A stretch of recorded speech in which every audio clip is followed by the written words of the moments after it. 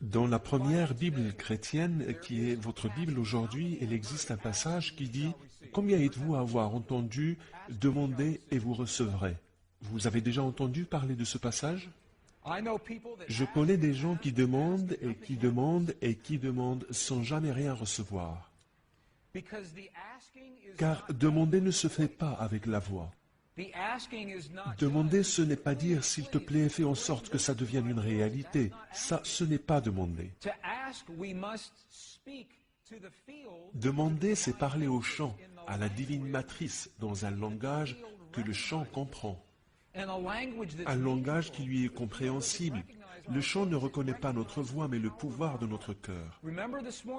Rappelez-vous ce qu'on a vu ce matin. Notre cœur crée des ondes électriques et des ondes magnétiques. C'est ça le langage que le chant reconnaît.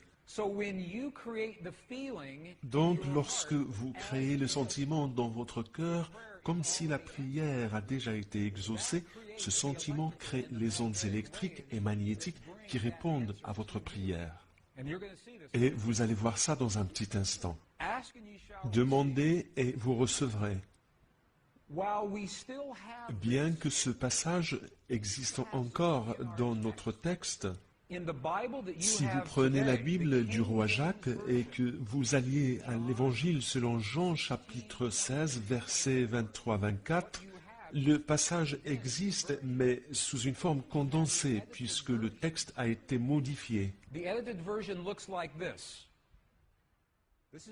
Ça, c'est la version modifiée. Ce que vous demanderez au Père, il vous le donnera en mon nom. Jusqu'à présent, vous n'avez rien demandé en mon nom.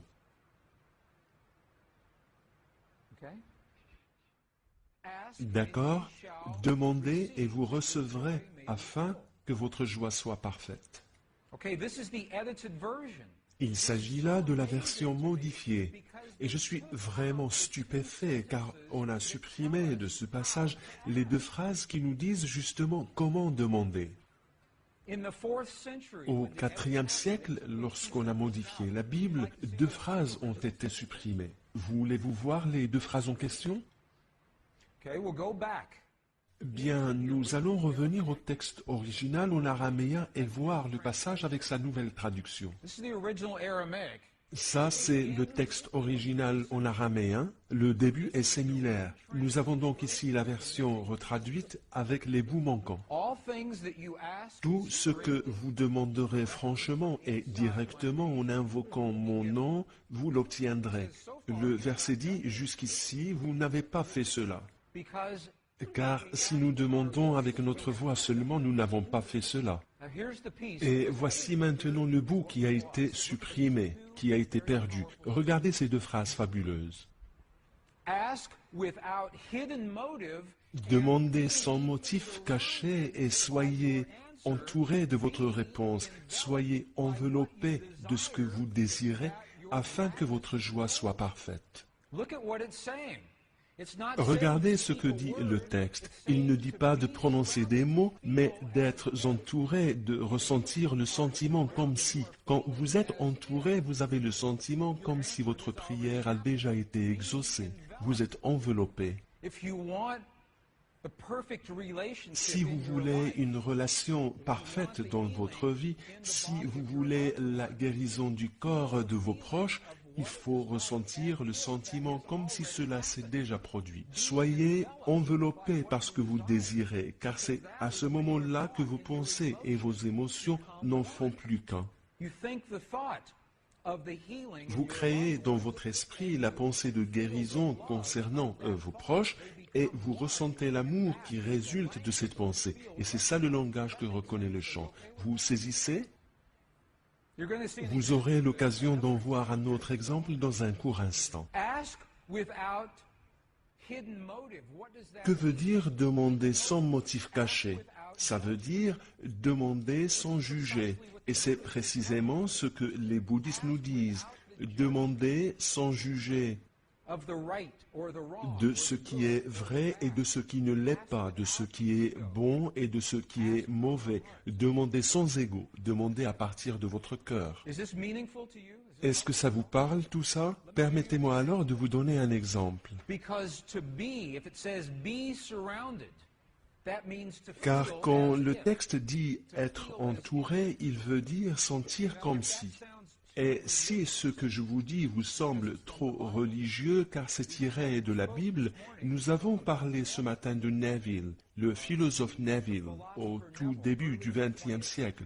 Dans son livre « Le pouvoir de la conscience », regardez ce qu'il dit, c'est exactement la même chose.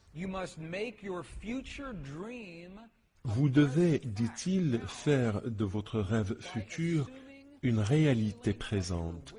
Vous devez agir comme si votre désir est déjà une réalité. Or, c'est ce que les praticiens que nous avons vus ont fait avec la tumeur cancéreuse. Et je voudrais dire un peu plus sur ce sujet. Lorsque les praticiens ont guéri la femme atteinte d'une tumeur ce matin, ils n'ont pas porté un jugement sur le cancer comme quelque chose de mal ou de mauvais, de bon ou de bien. Il n'y avait pas de jugement. Ils ont accepté la tumeur comme une possibilité parmi d'autres, car dans le monde quantique, tout est possible. Ils n'ont donc pas dit « méchant cancer, tu dois disparaître » ou « nous allons t'opérer, mauvais cancer » ou « nous allons t'irradier ». Ils n'ont rien dit de tout cela. Ils ont accepté la tumeur cancéreuse telle qu'elle, sans motif caché, sans jugement. Ils ont dit « maintenant nous allons choisir une nouvelle réalité ». En ressentant le sentiment comme si la femme est déjà guérie. Ce qu'ils ont fait donc, c'est qu'ils ont ressenti le sentiment comme si la femme était complètement guérie, complètement rétablie, comme si la guérison avait déjà eu lieu, avec des mots qu'ils chantaient, et qui, librement traduit, signifie « c'est déjà fait ». C'est déjà fait. Et quand ils s'excitent, ils font, qui veut dire maintenant, maintenant, non pas une année, non pas 5 minutes plus tard, mais maintenant, dans le maintenant du monde quantique. Et le corps de la femme a réagi. Il ne pouvait pas faire autrement. La réalité physique ne peut pas ne pas répondre au langage qu'elle comprend.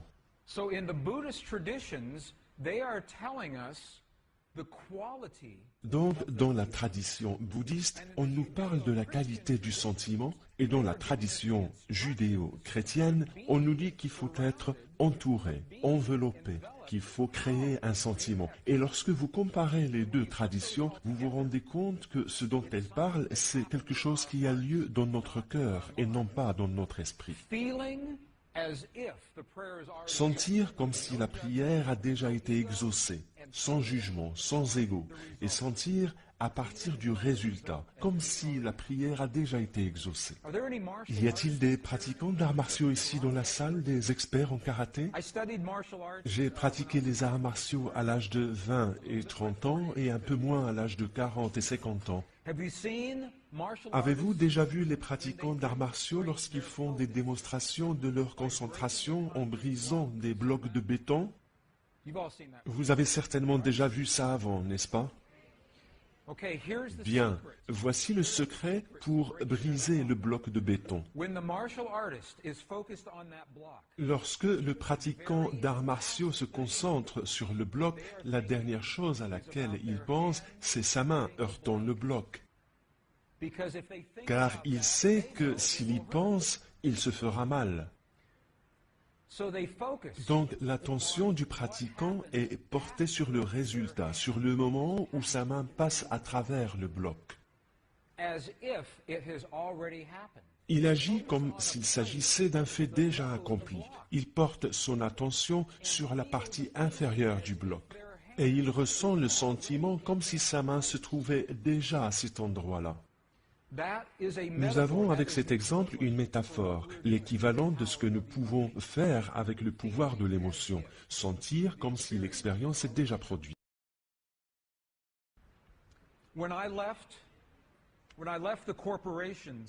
Lorsque j'ai quitté les sociétés pour qui je travaillais en tant qu'ingénieur, je suis parti dans les étendues du désert des États-Unis, dans un lieu appelé le Nouveau-Mexique, à 3000 mètres au-dessus du niveau de la mer. Et c'est là où se trouve ma maison. Il y avait des autochtones dans cette région au début des années 90. À cette époque, cette partie de mon pays connaissait la pire sécheresse depuis 100 ans. Il ne pleuvait plus. Un jour, un ami à moi qui était un autochtone m'a appelé et m'a dit « Greg, veux-tu venir avec moi à un endroit très spécial où mes ancêtres se sont rendus pendant des années afin de prier pour la pluie? Veux-tu venir avec moi, m'a-t-il dit, afin de prier pour la pluie ?» J'aime le langage qu'il utilisait, car il disait « Cet endroit est spécial, car la couche entre les mondes est très mince. » J'aime bien ce langage.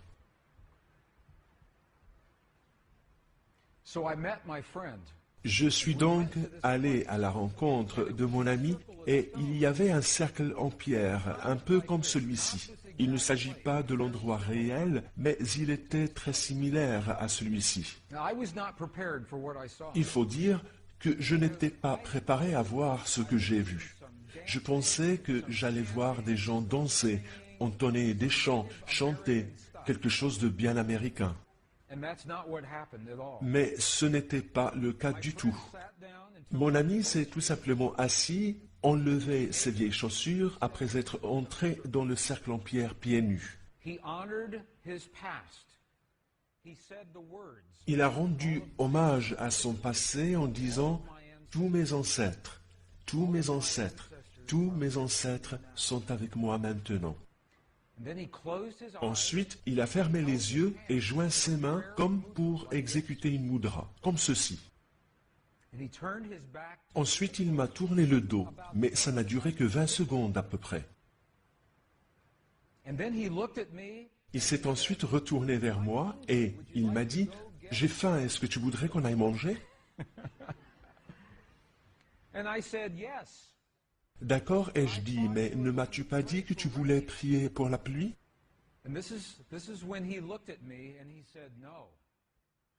Il m'a alors regardé et m'a dit, non, si je prie pour la pluie n'arrivera peut-être jamais.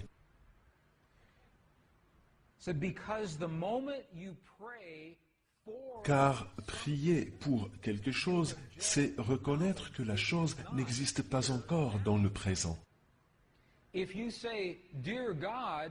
Si vous dites, s'il te plaît, Dieu, fais en sorte qu'il pleuve, fais en sorte que mes proches soient guéris, ou fais en sorte que la paix puisse régner dans le monde, ou encore fais en sorte que mon âme sœur soit une réalité dans ma vie.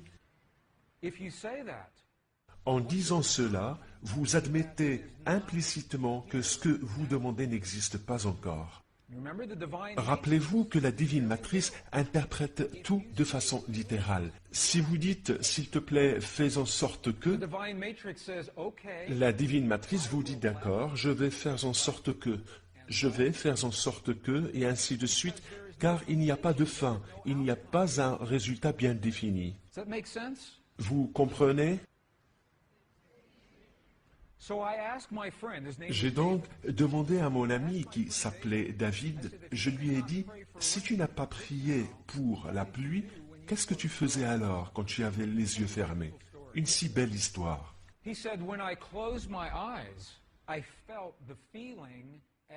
Quand je ferme les yeux, m'a-t-il répondu, je fais comme si la pluie était déjà tombée. J'imagine, m'a-t-il dit, ce qu'on peut ressentir lorsqu'on a les pieds nus dans la boue quand on est au village et qu'il a beaucoup plu.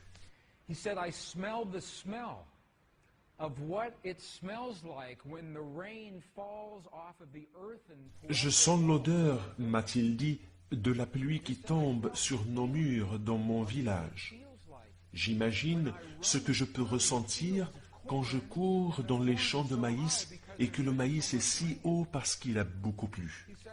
Ensuite, j'exprime ma gratitude et mon appréciation pour la pluie que j'imagine être déjà tombée, m'a-t-il dit. Donc, il n'a pas prié pour la pluie. Très intéressant. Lorsque les praticiens ont traité la tumeur cancéreuse, ils n'ont pas jugé la tumeur en l'étiquetant de vrai, de faux, de bien ou de mal. Ils l'ont acceptée telle qu'elle était. Et ils ont dit, maintenant nous allons créer une nouvelle réalité. De même, lorsque mon ami David a prié pour la pluie, il n'a pas jugé la sécheresse. Il disait que la sécheresse était notre médicament jusqu'ici, et maintenant nous allons créer un nouveau médicament. Ça, c'est capital. Faire comme si ça s'est déjà produit. Je vais vous raconter la suite de l'histoire. Nous sommes donc allés déjeuner ce jour-là, et le temps de rentrer chez moi, quelque chose est arrivé et qui n'était pas arrivé depuis longtemps. De gros nuages noirs sont arrivés des montagnes de l'Est et il s'était mis à pleuvoir cet après-midi-là. Et il a plu cette nuit-là, et il a plu le lendemain matin, et puis il a plu dans l'après-midi et le soir, et il a plu tellement qu'il y a eu des inondations car la terre était très sèche. Les routes étaient inondées, les récoltes étaient inondées, le bétail était bloqué. J'ai alors téléphoné à mon ami David et je lui ai dit « Mais c'est une vraie catastrophe, qu'est-ce qui se passe donc ?» Et il m'a dit « Ça c'est la partie de la prière que mes ancêtres n'ont jamais pu expliquer. »